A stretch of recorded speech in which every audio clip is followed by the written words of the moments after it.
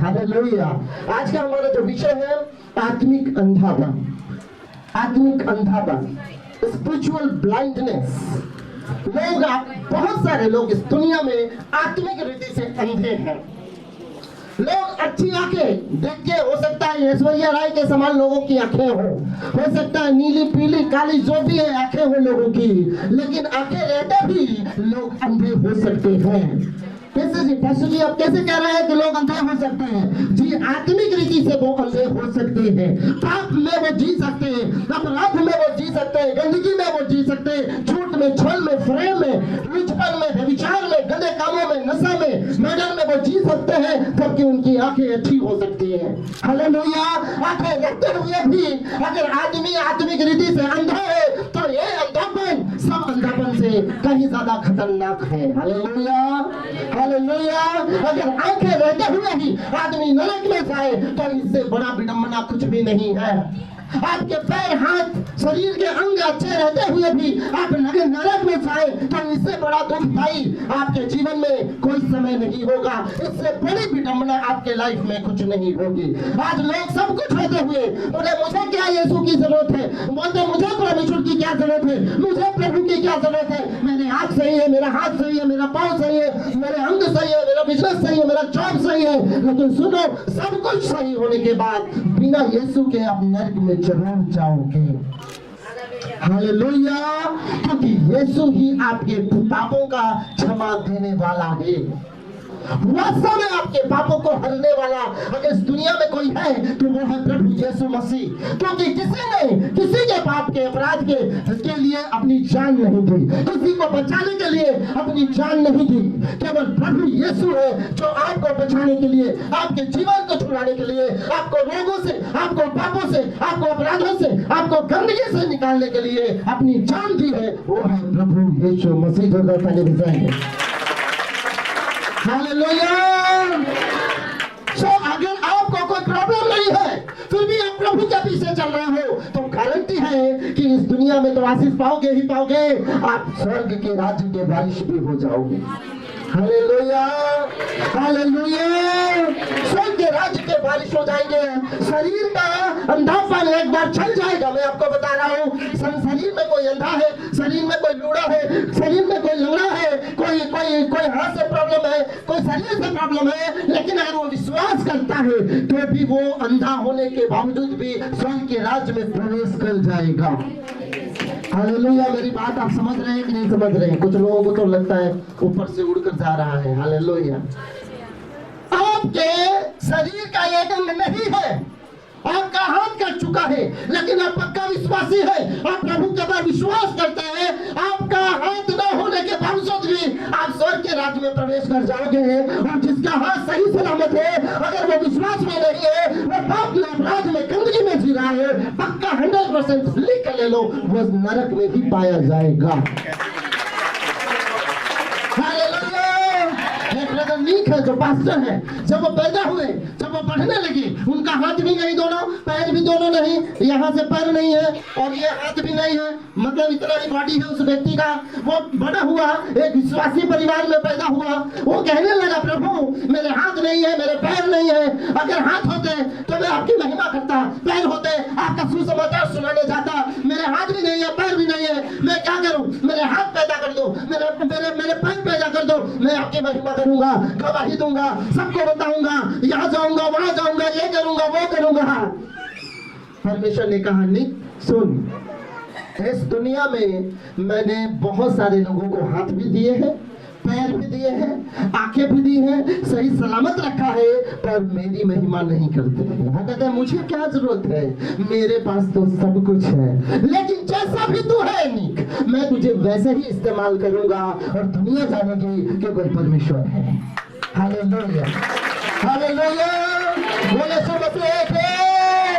को समझ में आ गया, हाथ पैर मायने नहीं रखता है, प्रभु मायने रखता है। और जो वो कह रहा है वो पूरा करेगा। उसने अपने पढ़ाई को किया, उसने स्टडी को किया, उसने बहुत सारी डिग्रियां प्राप्त करी, विश्व के कई कंट्रियों में जाकर आज लोगों को उत्साहित करता है, परमेश्वर के वचन का प्रचार करता है, लोगों के फाइनेंस के लिए सिखाता है, लोगों को मोटिवेट करता है कि अगर मैं ऐसा रह के सब कुछ कर सकता हूँ तो तुम्हारे पास तो हाथ पैर जो भी है सही सलामत है, तुम इससे भी बेहतर कर सकते हो।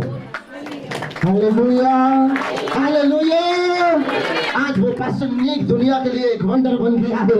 अगर उसके हाथ पांव होते तो शायद वंडर ना बनता, लेकिन बिना हाथ पांव के होने के बावजूद भी एक छोटा सा नन्हा सा उसका ऐसा पैर है, उसमें टाइपिंग कर लेता है, अपना काम खुद ही कंप्यूटर का कर लेता है, वो उसमें बहुत सारे अपना फोन भी उठा लेता है, फोन भी कर लेता है, फोन में उसी में डायल कर लेता है, कहता है अपना जो डेली बेसिक काम है वो सब करता है, ब्रश भी कर लेता है। हालेलुया।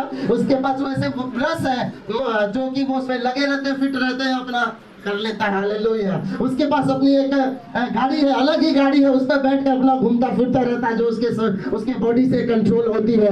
कहता है मुझे दुनिया की हर वो चीज जो नॉर्मल व्यक्ति करता है, मैं यीशु मसीह के नाम से सब कुछ करना चाहता हूँ। हालेलुया।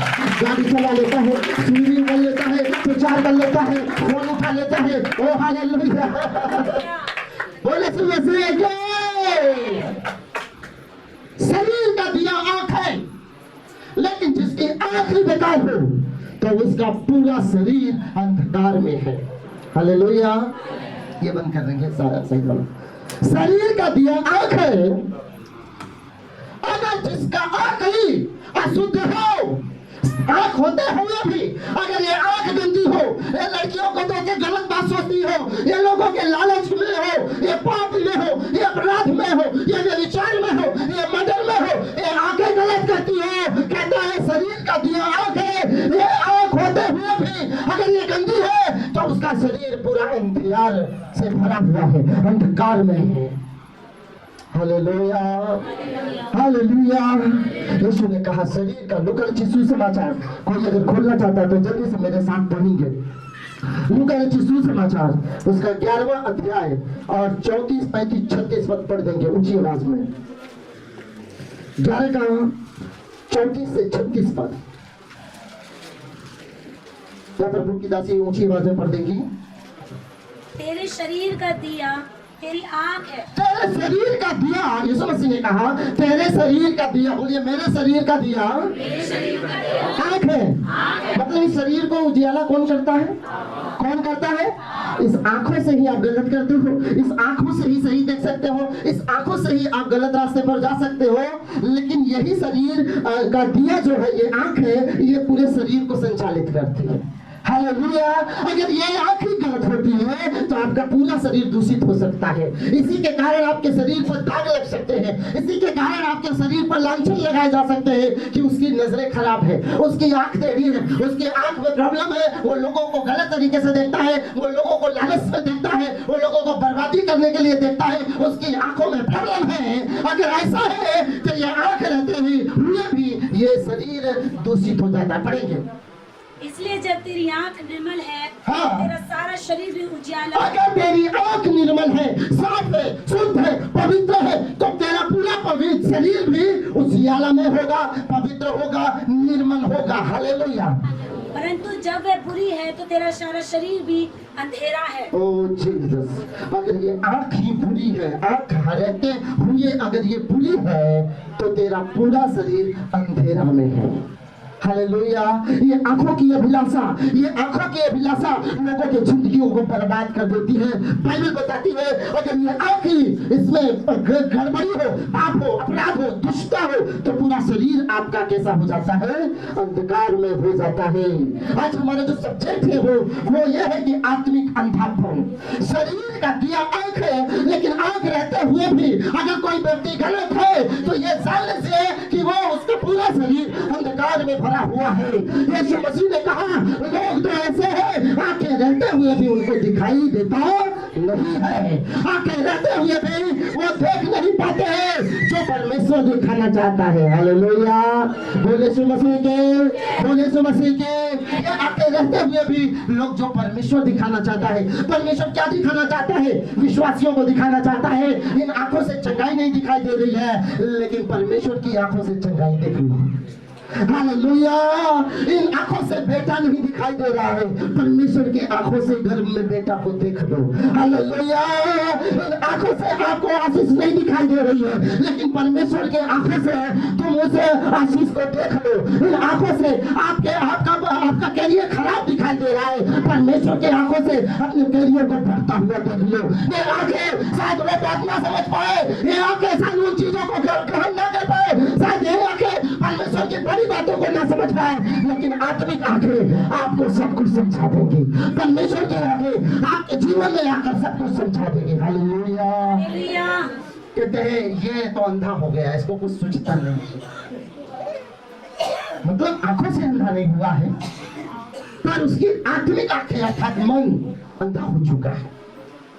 दूसरा ग्रंथियों उसका 4:4 में लिखा है कि इस संसार के ईश्वर ने अर्थात शैतान ने अर्थात इब्लीस ने, झूठे ईश्वर ने, झूठे परमेश्वर ने, जो अपने आप को झूठा बनाकर बैठा हुआ है, जो अपने आप को ईश्वर परमेश्वर क्रिएटर करके चलता है, इस संसार का ईश्वर जो है वो कहता है हालेलुया, सुनो, जो दिखाई दे रहा है परमेश्वर दिखा दे रहा है वो गलत है, जो परमेश्वर बता रहा है वो गलत है, वो कहता है जो परमेश्वर कह रहा है वो गलत है, जो परमेश्वर वादा कर रहा है वो गलत है, जो दिख रहा है उसमें चलो, उसमें चलो, इसमें चलो, इसमें फायदा दिखाई दे रहा, चोरी करो तुरंत फायदा पाओ, झूठ बोलो, ऐसा करो वो करो। शैतान हमको भरमाता है, कहता है जो दिखाई नहीं दे रहा, जो परमेश्वर बता रहा है वो झूठ है। परमेश्वर कहता है बेटा मेरे साथ चल, मैं तुझे चंगाई दूंगा। परमेश्वर कहता है मेरे बेटा मेरे साथ चल, मैं तुझे आशीष दूंगा। परमेश्वर कहता है बेटा मेरे साथ चल, मैं तुझे बेकार की चीजों से निकालूंगा। परमेश्वर कहता है बेटा मेरे साथ चल, तुझे मैं कभी गिरने नहीं दूंगा। शैतान कहता है कहाँ हुआ है, 10 दिन हो गए, 1 महीने हो गए, कहाँ तू आशीष पा रहा है? देख झूठ बोल रहे हैं लोग, गाली दे रहे हैं लोग, चोरी कर रहे हैं लोग, विचार कर रहे हैं लोग, बढ़ रहे हैं, और तू भी ऐसा ही कर, तू भी बढ़ेगा। शैतान तू झूठा है, तू जो दिखा रहा है वो गलत है, जो परमेश्वर बता रहा है वो सही है। Hallelujah, hallelujah. परमेश्वर की आंखों से देखो, आपको सब कुछ दिखाई देगा। अगर शैतान इन आंखों को इस्तेमाल करता है, इन आंखों को छोड़ो और परमेश्वर की आंखों से देखना चालू कर दो, आप पढ़ना चालू कर दोगे, परमेश्वर आपको ऊंचा उठाना चालू कर देगा।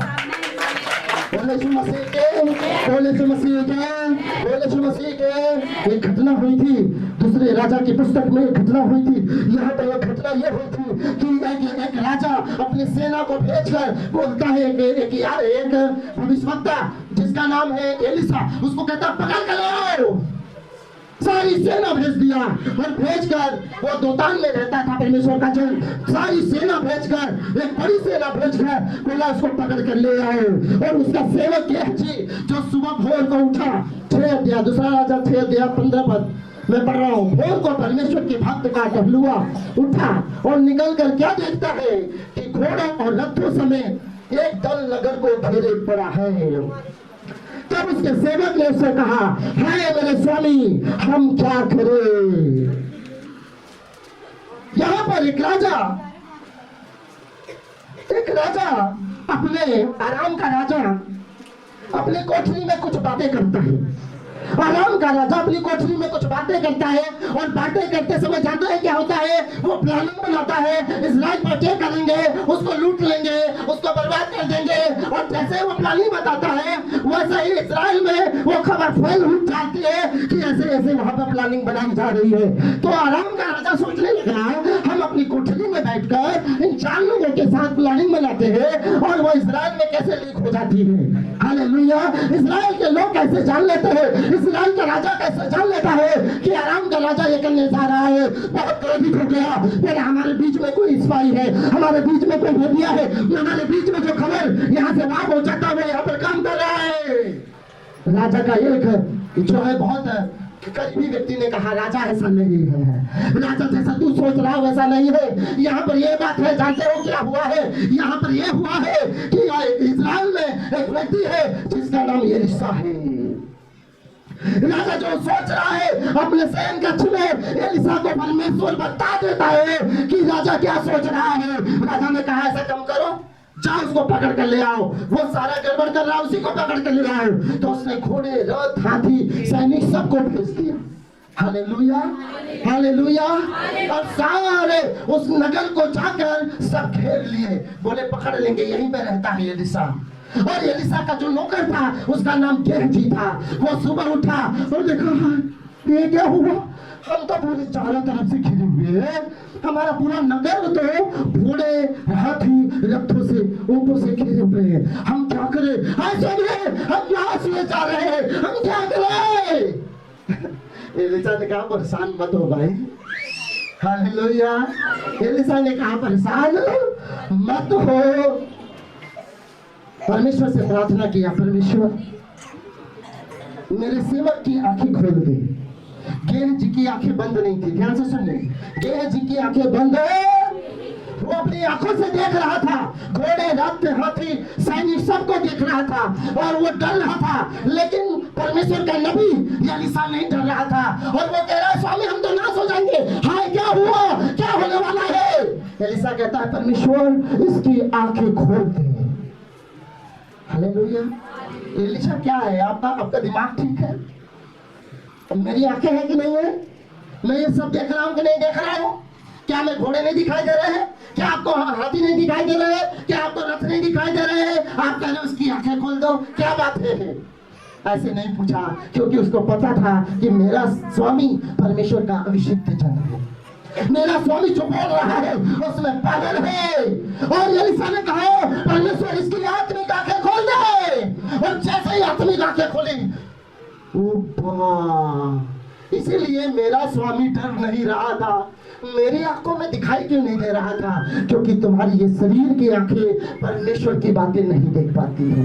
ये शरीर की आंखें परमेश्वर की बातें नहीं देख पाती है, लेकिन जब आत्मिक आंखें खुलती है तो ये शरीर की आंखें भी वही देखना चालू कर देती है जो परमेश्वर दिखाना चाहता है, जो परमेश्वर दिखाना चाहता है, जो परमेश्वर बताना चाहता है, जो परमेश्वर कराना चाहता है। ये आंखें देखने लगती है उस बड़े काम को, हालेलुया। लेकिन जब तक परमेश्वर नहीं खोले तब तक ये आंखें देखते हुए भी नहीं देख पाती थी। कैसा होगा? ये तो महामारी आ गई है, मर जाएंगे हम। कैसे होगा? ये तो क्या बोलते हैं अकाल आ गया है, कैसे जिएंगे हम? अगर पास्टर जी संडे को हम कमाएंगे नहीं तो हमारे बच्चे कैसे पलेंगे? 6 दिन तो करना है, 7वें दिन तो ज्यादा मजदूरी मिलती है। हम ऐसे जगह काम करते हैं जहाँ पर दूसरे दिन 500 मिलता है, संडे को 600 मिलता है। हम उस दिन जॉब कैसे छोड़ सकते हैं? हमारा 600 रुपए चला जाएगा। आपकी आत्मिक आंखें बंद है बेटे, आपकी आत्मिक आंखें बंद है। जिस दिन तुम इस बात को समझ जाओगे और आत्मिक आंखें खुल जाएंगी, 7वें दिन परमेश्वर का जो है परमेश्वर को दोगे और आपको जो पैसा 6 दिन में मिलता है वो कहीं गुना ज्यादा होगा आपकी जिंदगी की जरूरत से। वही पैसा आपको 15 दिन चलता और खत्म हो जाता है, और वही पैसा जब आत्मिक आंखें खुल जाएंगी, मैं आपको गारंटी देता हूँ 1 महीने से ज्यादा बैठकर खाओगे, परमेश्वर की महिमा करोगे और वो खत्म नहीं होगा।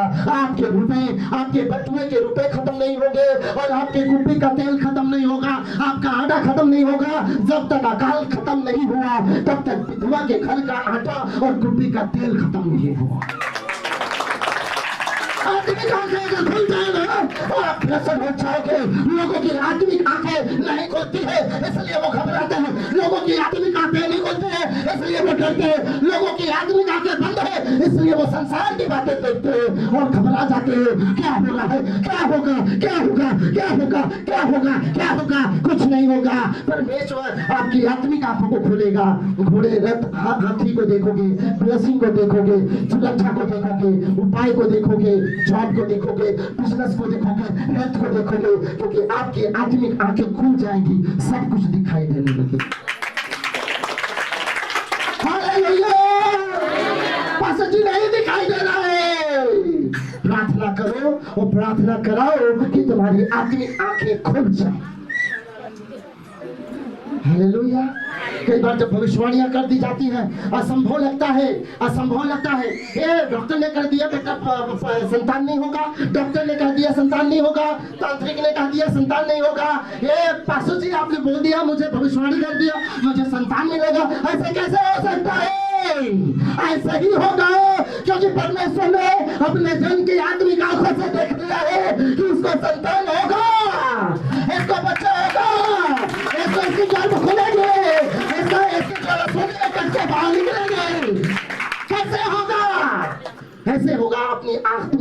को खोलने के लिए प्रार्थना करो, समझ जाओगे।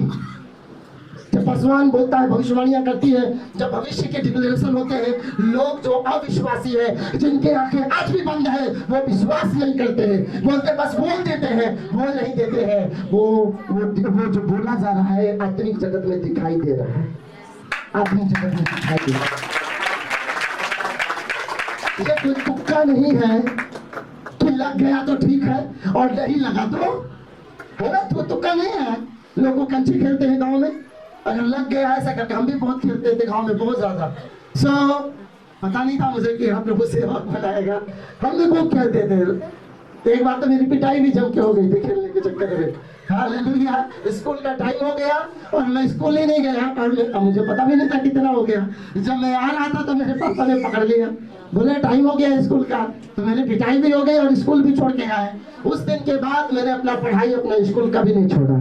उस दिन के बाद 5वीं 4वीं क्लास में पढ़ता था, तब से मैं लगातार जाता रहा। कई बार पिटाई भी लोगों को बदल देती है। हालेलुया, कई बार ये थप्पड़ में लोगों के जीवन को क्या कर देता है, बदल देता है। अगर ऐसा है तो आप आत्मिक तरीके से जरूर पिटाई खाएं, ताकि आपकी आत्मिक आंखें क्या हो जाए, खुल जाए और आप वो देख पाओ जो परमेश्वर दिखाना चाहता है। हालेलुया, जिनकी आत्मिक आंखें खुल गई मेरे प्रिय, जैसे ही आत्मिक आंखें खुली वैसे ही वो देखने लगा जो परमेश्वर का जन देखता है। हालेलुया, बोले मसीह के, बोले मसीह के, बोले मसीह के रंग में दिखाई नहीं देगा। परमेश्वर का जन जो है एलीशा, जब प्रार्थना किया परमेश्वर ने काम किया। एलिया ने भी विश्वास के द्वारा बोला अपने सेवक को, जाके वहां पर देख कुछ उठ रहा है क्या। हालेलुया, कह रहा नहीं उठ रहा है स्वामी। बोला दोबारा जाके देख, दोबारा जाके देखा, अभी कुछ नहीं है। फिर जाके देख, जब देखा बोले हाथ के जैसे एक बादल उठ रहा है पानी में से स्वामी। बोले जाके हाथ से बोल दे कि भारी बरसात आने वाली है। मेरे स्वामी का दिमाग फिर गया है, आज के दिन में पास्टर का दिमाग फिर गया है।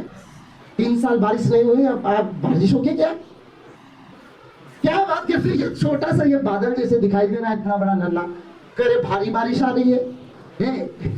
सुनो, तुम्हारी आत्मिक आंखें शायद नहीं खुली है, तुम वो देख रहे हो जो छोटा सा बादल है, लेकिन परमेश्वर का जन एलिया ये देख रहा है कि पूरे देश पर एक भारी बारिश आने वाली है। मैं कहना चाहता हूँ विश्वास करो, आपके जीवन में भारी बारिश आने वाली है। आपकी उन्नति के, आपके प्रगति के, आपके हेल्थ के, आपके भविष्य के एक बड़ी भारी बारिश आने वाली है। अगर आप जोर से आमीन बोले, ये आशीष आपकी है। मेरे जीवन में भारी बारिश आने वाली है। अच्छे स्वास्थ्य के, अच्छी उन्नति के, अच्छे बिजनेस के। ऐसे लोग हैं, अभी तो बोलने में भी वो लग रहा है, क्या बोलते हैं, पैसा लग रहा है। अब ये हाल बुझ उठना चाहिए। आप अपने लिए बोल रहे हो, पास के लिए नहीं बोल रहे। हालेलुया, तो आपको पैसा लग रहा है तो मैं बता रहा हूँ, प्रभु इधर लगाएगा पीछे ना, तो आपकी आवाज निकले। भाई अपने आशीष के लिए जो नहीं बोल सकता तो दूसरे के लिए क्या बोलोगे यार। सही बात है। हालेलुया, पता नहीं सही होगा भी कि नहीं होगा। अरे बोल तो ले, होगा नहीं होगा बात की बात है। हालेलुया, जो परमेश्वर में किया गया परिश्रम, जो आप डिक्लेयर करते हो, जो आपके लिए बोला जाता है वचन से, वो पूरा होता है।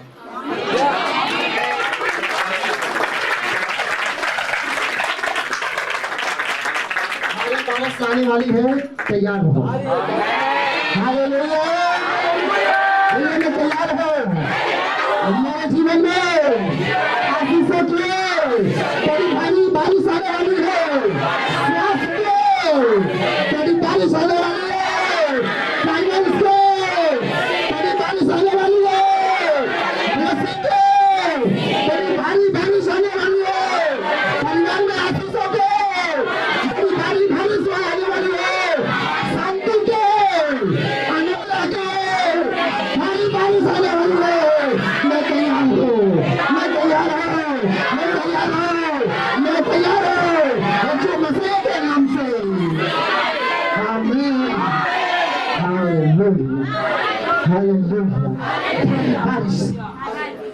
बचोगे नहीं, भीगोगे जरूर। हालेलुया। आप कभी भी भागो आशीष के आएगी, आशीष पीछा करेगी। हालेलुया। आप भाग ले और जैसे भाग ले भीगना पड़ जाएगा। हालेलुया।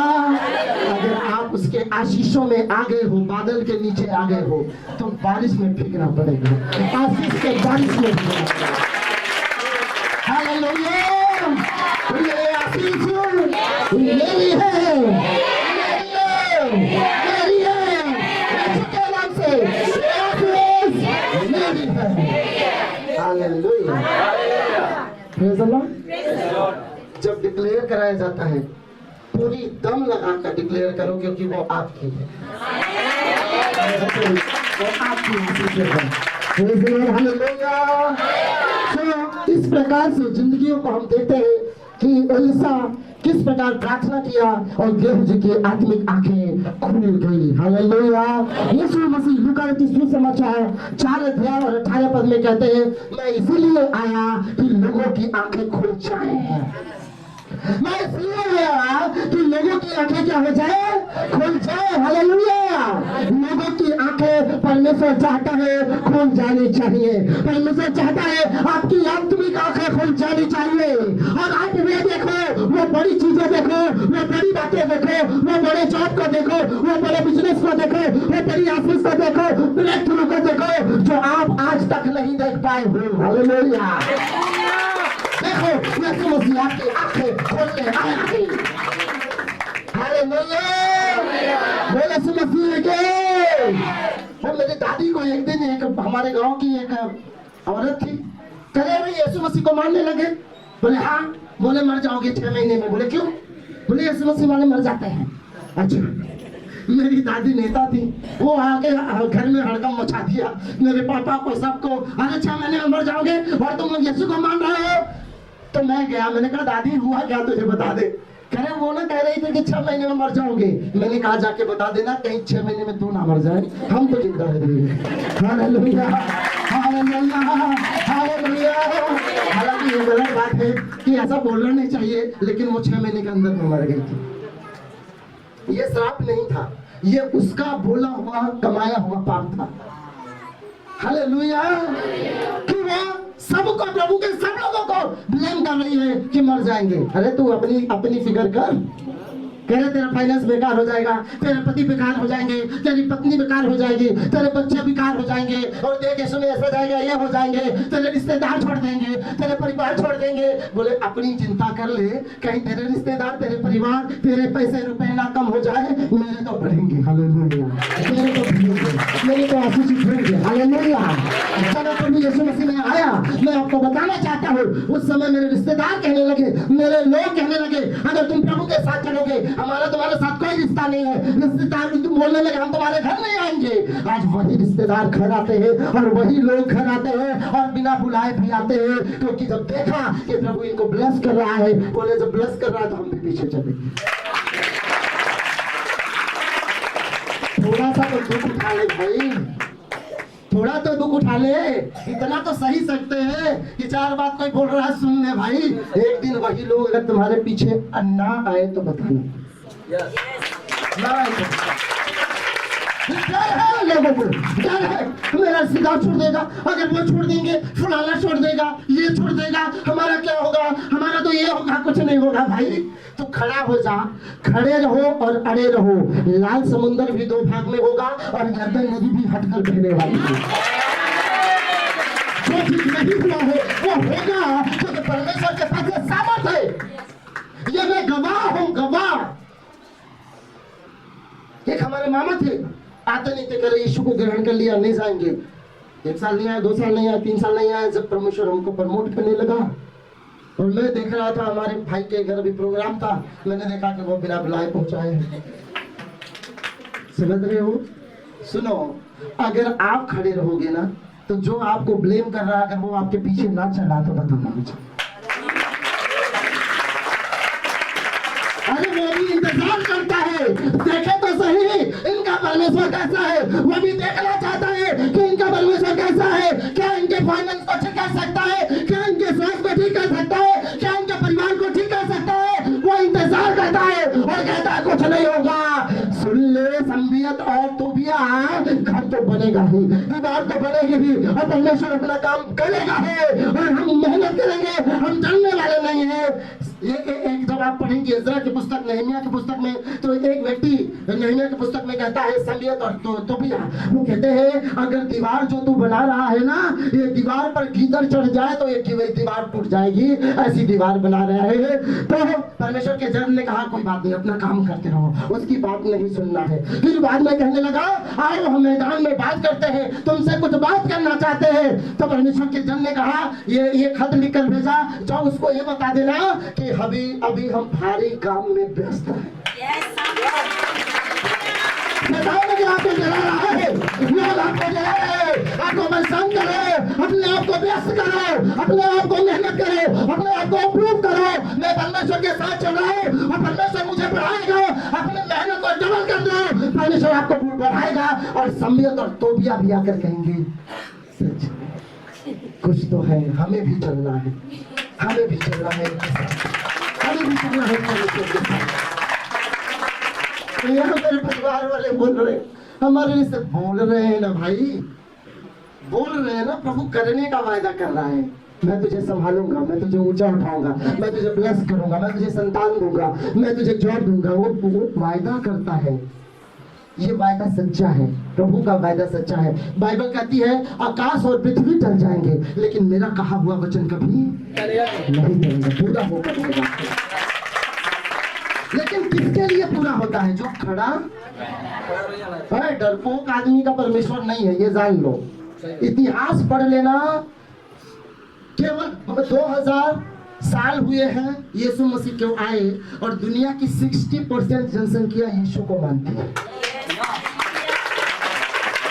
अगर वो डरपोकों का और कायरों का परमेश्वर होता ना तो 60% लोग नहीं मानते।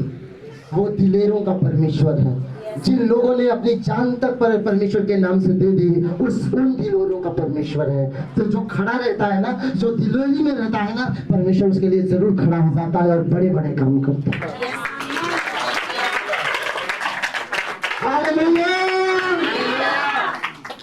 डरपोक और कायर का मतलब वो नहीं कि जाकर बाहर बीबी को, बच्चों को सीना दिखा रहे हो, मारपीट रहे हो, कर हम दिलेर हैं। दिलेर वो जो परमेश्वर में खड़ा रहता है, वो दिलेरी की बात कर रहा हूँ, उसकी दिलेरी की बात नहीं कर रहा हूँ कि रास्ते में चलते हुए लोगों को उठाया और थप्पड़ मार रहे हो, कह रहे हम दिलेर हैं।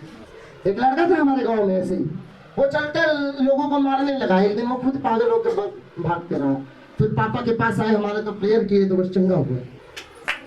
वो दिलेरी की बात नहीं कर रहा हूँ, दूसरों को मारने की दिलेरी बहुत लोगों के पास है, पागलों के पास भी है, वो पत्थर उठा के मारने लगता है। लेकिन वो दिलेरी जो सच्चाई के लिए खड़ी हो सके, वो दिलेरी है और वो दुनिया को बदल कर रख देती है। केवल यीशु मसीह ऐसा दिलेर व्यक्ति यहूदा का पकड़ से खड़ा रहा, पूरे यहूदी कौम के लिए अकेले खड़ा रहा और आज पूरी दुनिया पर राज करता है, पूरी दुनिया पर राज करता है। क्या यीशु धर्म बदलता है? कदापि नहीं। क्या यीशु जाति बदलता है? कदापि नहीं। क्या यीशु आपका और कुछ बदलता है? नाम बदलता है? कदापि नहीं। तो क्या बदलता है? आपका जीवन बदलता है। आप कायर थे, आपको ताकतवर बनाता है। आप गरीब थे, आपको धनवान बनाता है। आप बीमार थे, आपको चंगा बनाता है। आप अंधकार में चल रहे थे, आपको ज्योति में लाता है। ऐसा वो काम करता है और कोई बेकार का काम नहीं करता।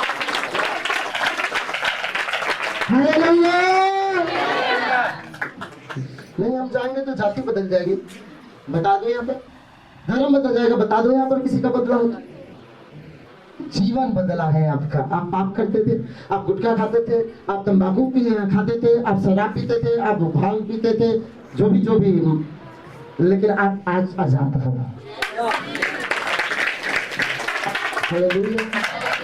तो आप आजाद हो। ये काम करता है यीशु, और किसी के धर्म और जाति से उसको कोई लेना देना नहीं है, उसको जीवन से लेना देना है। कोई भी आत्मा नरक में ना जाए, ये परमेश्वर चाहता है आपसे। हालेलुया, बोले यीशु मसीह के, बोले तू मसीह के। कैसे हम आत्मिक अंधापन से बच सकते हैं? कैसे बच सकते हैं? वचन को पढ़ने के द्वारा। नंबर 1, वचन को पढ़ने के द्वारा। आप घरों में जाके पढ़ लीजिएगा, टाइम नहीं है इसलिए। वचन को पढ़ने के द्वारा, भजन संहिता 119 का 130, वचन के खुलने से प्रकाश होता है। हालेलुया। और भोले लोग भी क्या बन जाते हैं? समझदार बन जाते हैं। जब ये वचन हम सुनते हैं, जब ये वचन बार बार पढ़ते हैं, तो हमारे अंदर की जो समझ है, ये मन का अंधापन है, वो दूर हो जाता है और हमको सबको साफ साफ दिखाई देने लगता है। हालेलुया। और कैसे हम इसे आजाद पा सकते हैं? नया जन्म प्राप्त करने के द्वारा। यूहन्ना रचित सुसमाचार 3 अध्याय 3 पद आप घर में जाके पढ़ लीजिएगा। रात्रि के समय, आधी रात्रि के समय में यीशु के पास एक व्यक्ति आया जिसका नाम निकोदेमस था। वो आकर कहने लगा, हे प्रभु, मुझे पता है कि तू परमेश्वर की ओर से गुरु बनकर आया है। तू जो काम करता है वो अगर परमेश्वर उसके साथ ना हो तो वो कुछ नहीं कर सकता है। यीशु मसीह ने कहा, मैं तुमसे सच सच कहता हूँ, अगर जब तक तुम आत्मा में ना जन्मो तब तक तुम परमेश्वर के राज्य को ना देख पाओगे। ओके, क्या बात कर रहे हो? मैं 60-70 साल का हूँ, ये कैसे जन्मने की बात कर रहे हो? यीशु मसीह कह रहा है, तो यहूदियों का धर्म गुरु होकर भी तुझे समझ नहीं आ रहा है। मैं आत्मा में जन्मने की बात कर रहा हूँ और तू शरीर में जन्मने की बात कर रहा है। अरे मैं आंखों को इस अंधेपन की बात नहीं कर रहा हूँ। जो आंखों के अंदर आपके मन में अंधापन है, उस अंधेपन को दूर करने की बात कर रहा हूँ। वो दूर हो जाएगा तो सब कुछ साफ साफ दिखाई देना चालू हो जाएगा। हालेलुया। तो नया जन्म पाने से अंधापन दूर हो सकता है, वचन के द्वारा अंधापन दूर हो सकता है, उद्धार पाने के द्वारा अंधापन दूर हो सकता है। इफिसियंस का 5 अध्याय 8 पद। सुसमाचार प्रचार करने के द्वारा आप लोगों के अंधेपन को दूर कर सकते हैं। आपका तो होता ही होता है, आप जब सुसमाचार प्रचार करते हैं तो दूसरों के अंधेपन को दूर कर सकते हैं। वचन पढ़ेंगे प्रेरितों के काम 26 अध्याय और उसका 18 पद। प्रेरितों के काम 26 अध्याय उसका 18 पद। आप सुसमाचार सुनाने के द्वारा लोगों के अंधेपन को दूर कर सकते हैं। जो पाप में जी रहे हैं, जो गंदगी में जी रहे हैं, जो अपराध में जी रहे हैं, जो बेकार के कामों में जी रहे हैं, आप जब सुसमाचार सुनाते हैं तो प्रभु की ज्योति उनके हृदय में जाती है। और प्रभु की ज्योति जब जाती है तो उनके अंदर का जो अंधेरा है वो मिट जाता है और जो मन में अंधापन है वो दूर हो जाता है और लोगों का आत्मिक अंधापन क्या हो जाता है? दूर हो जाता। पढ़ेंगे कि तू उनकी आंखें खोले कि वे अंधकार से ज्योति की ओर और शैतान के अधिकार से परमेश्वर की ओर फिरे। ओहो हालेलुया। बोलिए प्रचार के द्वारा यीशु मसीह हमसे कहता है, क्या कहता है उसको पढ़ेंगे, फिर से पढ़ेंगे कि तू उनकी आंखें खोले कि वे अंधकार से। बोलिए मैं सुसमाचार के द्वारा उनकी आंखें खोलूंगा कि वे ज्योति में आए और आगे और शैतान के अधिकार से परमेश्वर की ओर फिरे। और शैतान के अधिकार से परमेश्वर की ओर फिरे। ये आपने मेरे लिए क्यों पढ़ दिया पास्टर जी? क्योंकि यहाँ पर पौलुस अपने बारे में बता रहा है कि प्रभु यीशु मसीह ने मुझे जब दर्शन दिया तो मैं उस समय अंधा हो गया और इसके बाद एक व्यक्ति आया, मेरे लिए प्रार्थना किया और मेरी आंखें खुल गई और यीशु मसीह ने मुझसे कहा कि तू जब प्रचार करेगा, मैंने तुझे इसलिए चुना है कि जब तू प्रचार करे तो लोग आत्मिक ज्योति में आए और उनका अंधापन दूर हो जाए और जो पाप में है वह पवित्रता शुद्धता में जीने पाएंगे। हालेलुया। जी प्रचार करना है, जी बिल्कुल करना है। कितने लोगों की आंखें आप खोलने जा रहे हैं, कितने लोगों की आंखें आप खोलने जा रहे हैं, क्योंकि इसीलिए प्रभु ने आपको बुलाया। हालेलुया। पास्टर सब लोग पास्टर नहीं बन सकते, लेकिन सब लोग सुसमाचार प्रचारक बन सकते हैं। सब लोग दूसरे तक सुसमाचार ले जा सकते हैं, सब लोग अपनी गवाही दूसरे तक बता सकते हैं। हालेलुया। पासवान का मतलब होता है भेड़ों का चरवाहा। वो वचन के द्वारा हर चीज, प्रार्थना के द्वारा जो जरूरत की चीजें हैं आपको देकर आपका विरोध करता है, लेकिन आपका काम दूसरों तक सुसमाचार सुनाना है। जो कलीसिया की भेड़ें लोगों को सुसमाचार नहीं सुनाती वो 5 है। ध्यान से सुनो। कोई भी भेड़ अगर बच्चा पैदा ना करे तो है लानत उस पे। अगर कोई भी स्त्री जिसको बच्चा नहीं होता है उसके घर ताने मारते हैं, उसका ससुर सताएगा, उसका सास सताएगा, उसकी देवरानी, उसकी जेठानी, उसका पति भी सताता है, तो बात है और उसको जलील सहना पड़ता है। और आज कलीसिया परमेश्वर की भेड़ है और बच्चा पैदा नहीं कर सकती, लोगों को नहीं सुसमाचार सुना सकती है, बोले बांझी ठीक है, मैं बच गया हूं, मैं ठीक हूं, बस मेरा जीवन चल रहा है, ठीक है। आप बांझ हो गए हो और ऐसी भेड़ें लानत के लिए हो जाती है। आपका बचना काफी नहीं है, आप जब प्रचार करोगे कितने लोगों का जीवन बच सकता है। आप जब प्रचार करोगे कितने लोग बीमारी से बच सकते हो। आप जब प्रचार करोगे कितनी भेड़ें पैदा हो सकती है, पता है आपको। हालेलुया, बोलिए मैं परमेश्वर के राज्य की ऐसी भेड़ हूँ जो बहुत सारे लोगों को प्रभु के राज्य में जन्म देने वाला हूँ, देने वाली हूँ। हालेलुया। एक व्यक्ति कम से कम मरने से पहले 100 लोगों को तो जरूर जीत ले जाए, कि प्रभु के पास जाए तो बोले शाबाश मेरे बेटे मेरी बेटी, कम से कम 100 लोगों को नरक में जाने से तुम्हें बचा दिया, 100 लोगों को तुम्हें नरक में जाने से बचा। प्रार्थना करो, प्रार्थना करो अपने लिए। वो कठोरता, वो अज्ञानता, वो छल, वो कपट जो आपके अंदर घुसा हुआ है वो निकल जाए और आपके 100 भेड़ें पैदा हो जाए, 100 भेड़ें पैदा हो जाए, एक एक व्यक्ति के 100 भेड़ें पैदा हो जाए। हालेलुया। प्रार्थना तो ये होना चाहिए कि हजारों बच्चे पैदा हो जाए, खुदावन तेरे राज्य में ऐसा कुछ कर दे। Praise the lord, hallelujah. प्रभु यीशु के राज्य में आप सब, हम सब भेड़ें हैं और कोई भी भेड़ बांझ ना हो। आप शारीरिक रीति से बच्चा नहीं पैदा करते हो, आप सुसमाचार सुनाते हो, आप प्रभु का वचन सुनाते हो और वो वचन सुनकर भवन में आता है और वो पश्चाताप करता है, अपना जीवन प्रभु को देता है, वो पाप और गंदगी, अपराध, नशा, व्यभिचार, मर्डर से छूटकर सच्चाई की ओर चलता है। अब ये गंदा व्यक्ति संसार से निकलकर प्रभु के राज्य में जन्म ले लेता है। क्या कर लेता है? क्या कर लेता है? क्या कर लेता है? आपने एक बच्चा को पैदा कर दिया, किसके राज्य में? परमेश्वर के राज्य। आप जरा बैठ के सोचिए, ऑनलाइन वाले भी कितने बच्चे आज तक आपने पैदा कर लिए हैं, कितने लोगों को आपने सुसमाचार सुनाया है, कितने साल आपको हो गए हैं। जाके स्टडी करो कि 1 साल में भेड़ कितना बच्चा देती है, जाके स्टडी करो 5 साल में कितने बच्चे देती है। आप स्टडी करो, क्या आप ऐसा किए हो? इसलिए लोग आशीष नहीं पाते हैं। लोग ऐसे कहते हैं हम चर्च में जा रहे हैं, प्रभु तेरे लिए जा रहे हैं। और तेरे लिए नहीं जा रहे हैं, हम परेशान हैं, हमें आशीष चाहिए इसलिए जा रहे हैं। नहीं तो जो चंगा बोला रहता, बोला मुझे क्या जरूरत है प्रभु में। अरे हम इसलिए जा रहे हैं कि हम अच्छे रहे, हम इसलिए जा रहे हैं कि हम आशीष पाए, हम इसलिए जा रहे हैं कि हम ब्लेस्ड हो जाए, इसीलिए जा रहे हैं। तो प्रभु के लिए क्या कर रहे हैं? प्रभु के लिए बच्चे पैदा करो, भेड़ पैदा करो। ये शारीरिक बच्चे की बात नहीं कर रहा हूँ, गलत नहीं सोचना। ये किसी का दिमाग ना समझ में आया तो सोचे बच्चा पैदा करने के लिए। अरे सुसमाचार सुनाओ, जो पाप, अपराध, गंदगी में, झूठ में, बुराई में पड़े, उनको प्रभु में लाओ। उनके गंदगी, पाप, अपराध से निकाल कर प्रभु के राज्य में उनका नया जन्म होना चाहिए। वही एक नया जन्मा हुआ बच्चा ही एक प्रभु का राज्य में बच्चा है। हालेलुया।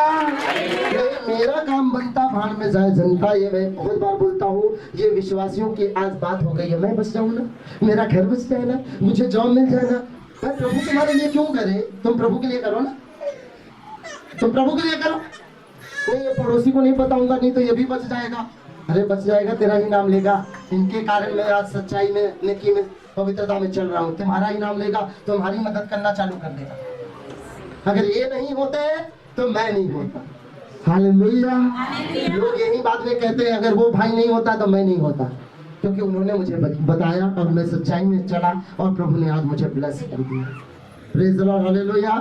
2023 में सब लोग संकल्प लेंगे, सब लोग प्रार्थना करेंगे कि इस साल कोई बांझपना ना रहे। कम से कम 10-12 लोगों को हर महीने में, एक लोग हर महीने में, जिसको कोई 10 भी ला सकता है, 20 भी ला सकता है, उसमें कोई लिमिट है। और वो तो अच्छी बात है ना कि किसी को इतनी कैपेसिटी है कि वो 50 लोगों को बचा सकता है। और जिसके पास कैपेसिटी नहीं है उनके लिए कितना दुखदाई बात है। प्रभु उसके लिए क्या सोचता है? खुद तो बचना चाहता है पर दुनिया को बचाना। ये मसीह लोग पागल क्यों है? प्रचार करने में लगे हुए हैं क्योंकि वो बच गया ना, तो उसके अंदर ये पता है कि मैं कहां से निकला हूँ। अगर मैं आज प्रभु में नहीं होता तो इस दुनिया में नहीं होता। अगर मैं यहाँ आज प्रभु में खड़ा हूँ तो मेरी जिज्ञासा है कि मेरे जैसे कितने लोग मर रहे हैं, वो भी दुनिया में बचने चाहिए, वो भी बचने चाहिए। हालेलुया, बोले यीशु मसीह के, बोले यीशु मसीह के, बोले यीशु मसीह के। जो ताली बजाएंगे आर्थिक अंधेपन से निकलने का कारण है उद्धार पाना, वचन सुनना, वचन सुनाना, सच्चाई में चलना। हालेलुया, मन फिराओ। जब आप ऐसा करते हैं आपकी आत्मिक आंखें खुलती हैं, आप सच्चाई को जानते हैं और परमेश्वर आपको ब्लेस करता है। आत्मिक अंधापन बहुत खतरनाक है, बहुत बहुत खतरनाक है। जब आदमी देखते हुए भी ना दिखाई दे, कह रहे बहुत अंधा आदमी है, माँ बाप किसी को नहीं देखता, सबको गाली देने लगता है, इसको कुछ दिखाई। बहुत लोग कहते हैं ऐसा ये जीठ और लुच्च हो गया है कि इसको किसी को नहीं सूझता कौन यहाँ खड़ा है। इसका मतलब उसकी आंखें हैं पर मन से क्या हो गया है? सेंस से अंधा हो गया है। आज लोग अंधे हैं। आज इस अंधेपन से जाग उठना है। मैं आज प्रेयर करूंगा कि आत्मिक आंखें खुले और जो प्रभु आपको दिखाना चाहता है आप वो देखें और कभी आप परेशान ना हो। प्रभु आपको ब्लेस करे। Thank you.